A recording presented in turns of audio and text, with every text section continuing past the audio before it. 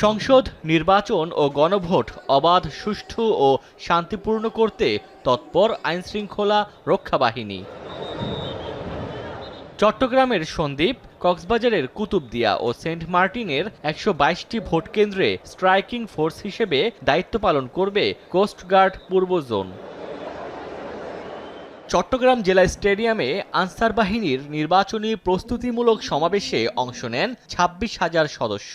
Vote কেন্দ্রে বিশৃঙ্খলা তৈরির চেষ্টা হলে তা রুখে দেওয়ার নির্দেশ দেন বাহিনীর পরিচালক। অনেক সুযোগ সন্ধানী এবং কুচক্রী যারা আছে তারা বিভিন্ন রকমের ঝামেলা তৈরি করার চেষ্টা করে।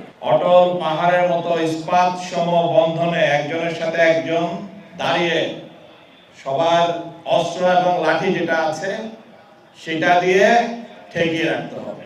দুর্গম এলাকার ভোট কেন্দ্রের নিরাপত্তা